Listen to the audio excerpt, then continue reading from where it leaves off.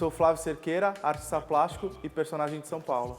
Se a lama, dinheiro, problemas, invejas, luxo, fama, nego, drama, cabelo crespo e a pele escura, a ferida, a chaga, a procura da cura, nego, drama. Então, na verdade, eu nasci aqui em São Paulo, eu morava na Vila Maria, desde que eu nasci até os 11 anos. Aí meu pai morreu em 1995 e aí eu mudei para Guarulhos nesse ano. E passei então do começo da minha adolescência, pré-adolescência, até minha fase adulta em Guarulhos.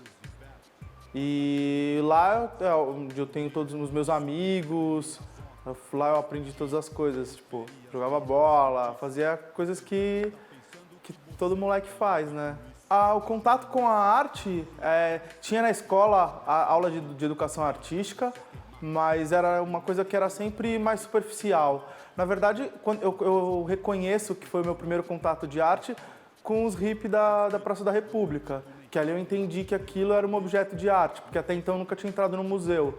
E eu trabalhava de office boy na época, então eu rodava muito pelo centro da cidade, andava muito a Avenida São João, ia na Rua dos Cartórios, 15 de novembro, então eu me deparava com esses hippies e ali eu achava que aquilo era o que era minha relação com a arte, começou ali. Aquele objeto, aquelas esculturas de Durepox, que eram bruxas, duendes, era o meu contato com a arte, aquele era meu museu a céu aberto, tanto com as esculturas quanto as pinturas da Praça da República. Então, para mim, esse foi o primeiro contato que eu tive com a arte, na rua.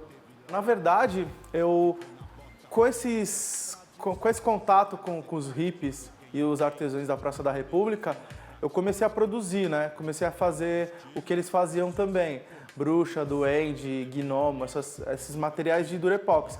Então, isso com 17 anos, eu fazia esse tipo de trabalho e vendia para os amigos na rua, vendia na escola, e sem muito saber o que estava fazendo. Era um hobby. E aí, na época, quando eu tinha 17 para 18 anos, que estava terminando o colegial, que tinha que escolher uma faculdade, eu fui procurar saber um pouco sobre faculdade de arte, e aí eu me formei em arte por conta da escultura. Com massa epox, que são duas barras, uma que é o catalisador, outra é a massa, você mistura as duas, e ali você tem 2 horas para fazer, porque é o tempo de secagem. Então eu tinha que ser rápido. Então, eram formas simples, né? Então você usava ferramenta de madeira, como eu uso até hoje, pedaço de caneta para poder fazer as coisas, tinha que ser rápido.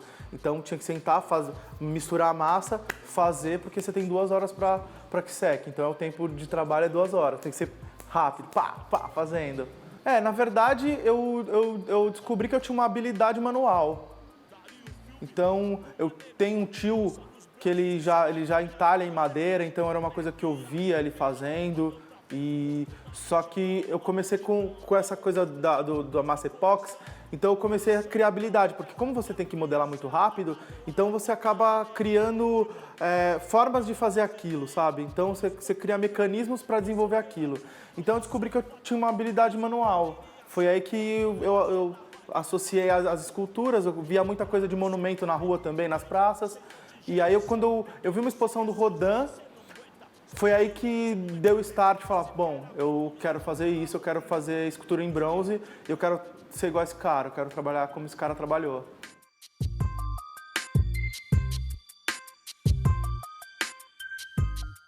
Foi a partir da exposição do Rodin. O Rodin é o fio condutor, é o start, é o estopim de tudo isso. Então, quando eu vi a exposição do Rodin na Pinacoteca, e eu fazia escultura de massa epox, de Durepox, eu comecei a olhar que ele usava outros materiais. Tinha de barro, tinha esculturas de gesso, tinha os bronzes, e com uma qualidade técnica absurda. Então, para eu chegar num nível, pretender chegar num nível próximo daquilo, eu teria que estudar. Então, eu fui procurar aprender mais sobre escultura. Olha, a faculdade, ela foi importante para eu descobrir o que existe dentro da arte. Então, que tem gravura, que tem pintura, que tem desenho, mas a faculdade em si, ela é só uma pincelada de todos os assuntos. Então, ingenuidade você entrar numa faculdade de arte, pelo menos, e achar que você vai sair de lá um artista, entendeu? Porque lá você vai ter uma pincelada de todas as técnicas. Você sabe o que entende, o que existe, você vai entender que existe aquilo e a partir dali você escolhe alguma coisa e vai por conta para procurar desenvolver mais técnica. A faculdade, vamos dizer que ela é um mapa, vamos dizer assim, ela te dá vários locais. Então você escolhe o local que você quer produzir e dali você foca e vai procurar saber mais sobre o assunto. Eu aprendi realmente escultura fazendo aula de escultura com o escultor aqui de São Paulo, Cícero Dávila, que é um professor que dá aula de modelagem em barro e escultura em mármore. Então foi com esse professor, eu passei 5 anos estudando no ateliê dele, foi onde eu realmente aprendi a modelar. Então ele é realmente a pessoa com quem eu aprendi. Eu comecei a trabalhar com 12 anos. Com 12 para 13 anos eu comecei a trabalhar numa imobiliária de office boy. Trabalhei até os 17 para os 18. E aí na época da faculdade eu comecei a trabalhar numa loja de material elétrico, no Brás. Então eu comecei no balcão dessa loja, fiquei 2 anos no balcão da loja, depois eu comecei a vender automação industrial. E até o final da faculdade eu trabalhava nessa loja. E aí foi engraçado, porque quando eu me formei, a loja fechou. A loja abriu concordata e fechou. E aí no ano seguinte, porque eu me formei no fim do ano, a loja também fechou no fim do ano, e eu tinha um diploma na mão e não sabia o que fazer com aquilo, né? Porque eu falei, tenho um diploma, o que eu vou fazer com isso? Foi quando uma amiga que trabalhava na Galeria Casa Triângulo, a Ângela, me ligou falando que estavam precisando de um montador. O montador numa galeria de arte, ele é a pessoa que cuida das obras, instala os trabalhos durante a exposição, faz embalagem, entrega para os clientes. É o cara que faz tudo dentro da galeria. E aí eu fui trabalhar nessa galeria depois de formado.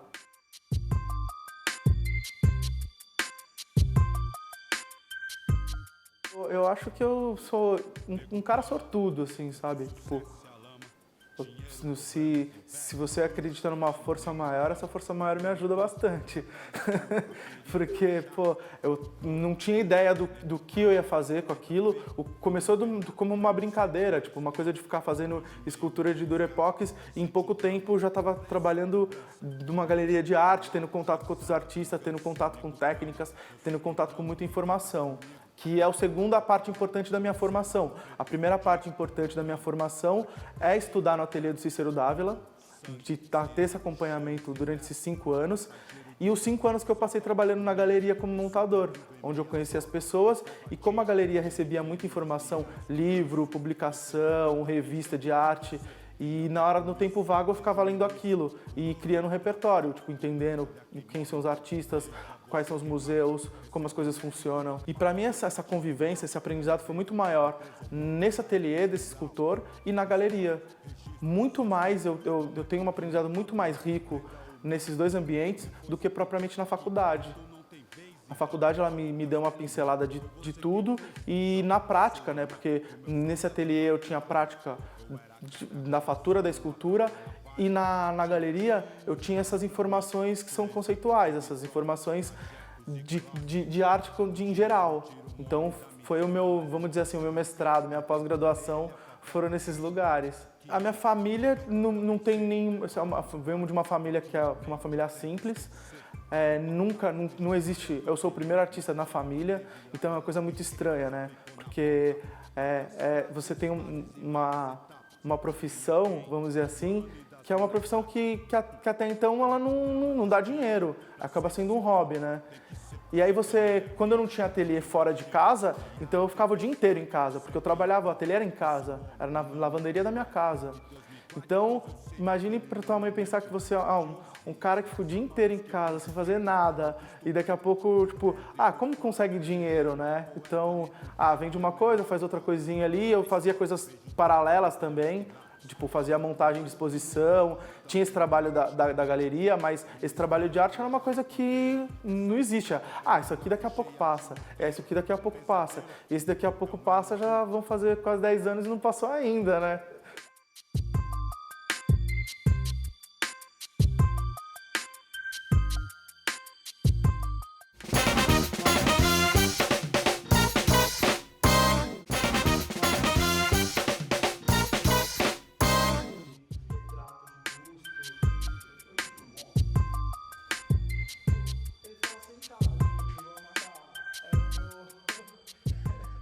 A técnica, eu aprendi toda a técnica no ateliê do Cícero Dávila, que eu já tinha comentado. Então, para mim, como artista, eu achava que era muito importante eu saber a técnica, entender todo o processo, para quando eu quisesse fazer alguma coisa, eu soubesse executar aquilo do início até o fim. É o que acontece hoje. Então, hoje eu cuido do processo do meu trabalho, do início, que é desde a estruturação com ferro para poder fazer a estrutura, para fazer a escultura em barro, depois fazer o molde, depois fundir, depois dar o acabamento, depois fazer a pátina. Então, eu cuido desse processo inteiro. E eu sei fazer esse processo inteiro. Então, eu achava que para poder fazer alguma coisa, eu tinha que saber fazer aquilo. Até para você pedir alguma coisa. Então, quando você vai pedir alguma coisa, então você tem que saber como que faz para poder exigir. Bom, não é assim que faz, porque eu sei que faz assim. Então, até para você cobrar, na fundição eu sou o cara mais chato, porque eu tô lá sempre, o processo inteiro acompanhando. Então, mesmo coisas que eu não cuido, por exemplo, os canais, que são uma parte grosseira do bronze que fica na peça, que eles tiram, então eu não preciso estar lá para fazer só esse corte. Então, as pessoas lá da fundição, os funcionários fazem. Então, eu sei, se você fizer um corte assim, o assado, vai melhorar para mim dar o acabamento. Então, eu sei, porque eu já fiz isso. Então eu sei cobrar. Então se ele falar para mim que não pode, ou não é assim, eu posso falar para ele, não, pode sim, porque eu sei fazer e eu te faço na tua frente para você saber como faz. Até a solda é importante, o processo inteiro é importante. Desde da modelagem, que é a parte que é mais íntima, eu aqui no ateliê fazendo, o molde, e a parte da fundição, porque não adianta você fazer uma modelagem que é bonita, bem feita, e na parte do bronze você destruir isso, entendeu? Então você tem que sempre cuidar. E o acabamento, que o acabamento chamado de pátina não é nada mais que uma oxidação. Então eu uso componentes químicos para poder reagir, o bronze reagir e ter essa oxidação, aceleramento da oxidação. Então eu faço uma escultura que ela pode ter um aspecto que ela foi feita há tipo 20 anos, 30 anos, sabe? Por conta dessa oxidação. Porque a oxidação do bronze, ela ocorre quando tem chuva, tem sol, tem vento. Então eu acelero isso usando esses componentes químicos, esses ácidos, para poder acelerar esse processo. Então o barro é o princípio de tudo, né, para fazer escultura. Eu uso hoje a plastilina porque o barro, o material é um pouco mais difícil porque você tem que ficar molhando. Então, às vezes, você tem muitas coisas para fazer e, às vezes, você tem que ficar molhando todo dia. Então, às vezes, não dá tempo para você molhar, então ela pode secar, rachar e quebrar. E aí você tem que recomeçar. Então, eu uso essa plastilina, que é uma massa de modelar, que ela me proporciona isso. Eu posso deixar e voltar, ir para minha casa ou fazer outra coisa, ir no fim de semana e voltar na segunda-feira e tá do mesmo jeito que eu deixei, sem problema nenhum. Então, eu não tenho que ter essa manutenção no barro, como na plastilina. As pessoas elas acabam tendo essa leitura de crianças por conta da escala, né? Mas na verdade são seres humanos, são pessoas. Então acaba sendo a figura masculina, porque na verdade eu falo de coisas que eu experiencio, né? Que eu vivo. Então eu falo de coisas que têm uma relação muito direta com a minha vida para fazer o trabalho. Então são situações que eu vivi, situações que eu passei, situações que eu tive contato. Então ela acaba sendo da figura masculina por conta disso, acaba sendo quase tudo tipo sendo um autorretrato, né? Porque acaba sendo as minhas experiências com o mundo. Então, a partir do momento que eu desenvolvo isso, e ela pode ter uma relação diferente com o espectador, com a pessoa que está vendo aquela escultura, aquele objeto.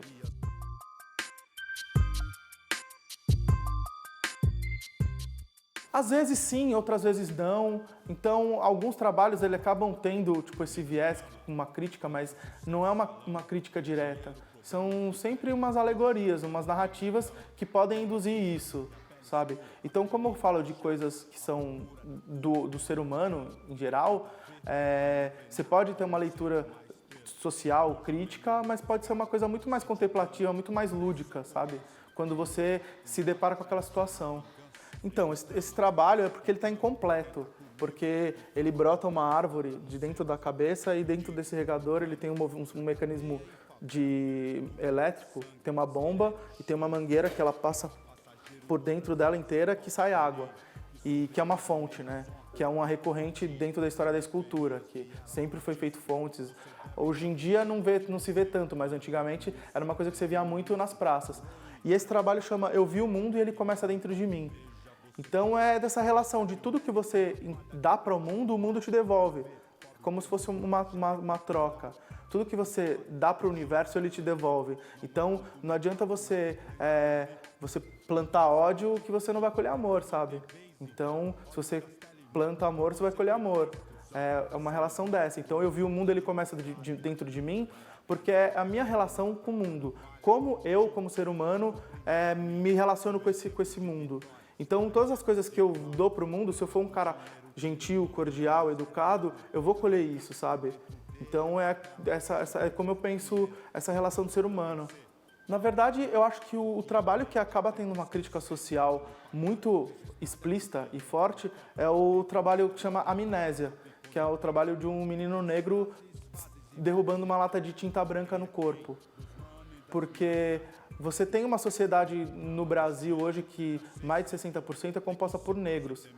Mas muitas vezes esses negros nem sabem que são negros.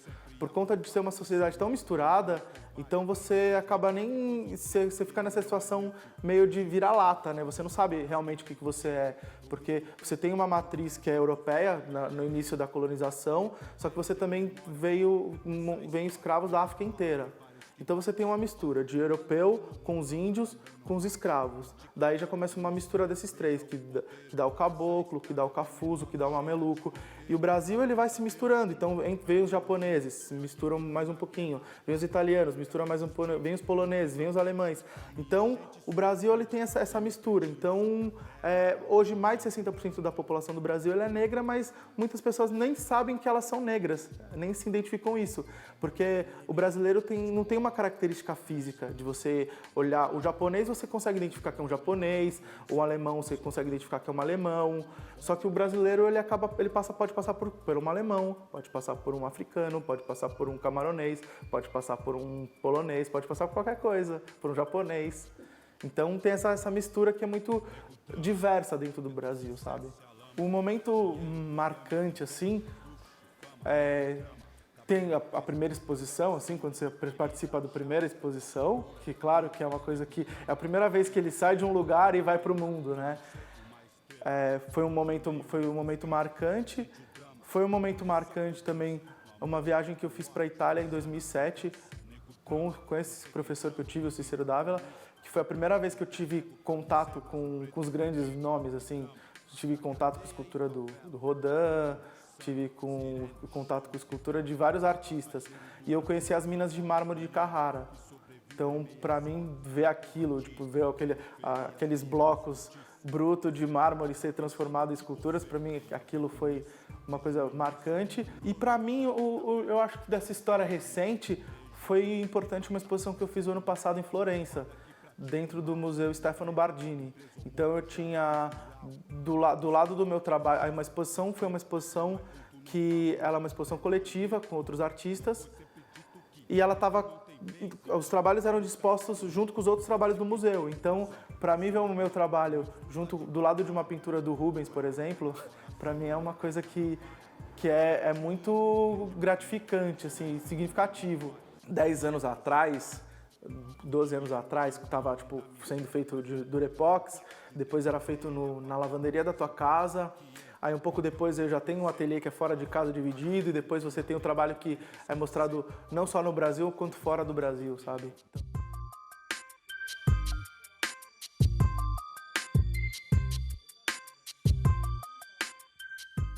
As pessoas têm curiosidade porque, como eu trabalho com uma técnica que é milenar, que é essa fundição em bronze, então sempre quando as pessoas olham o trabalho, elas acham que é feito por um senhor, um velhinho.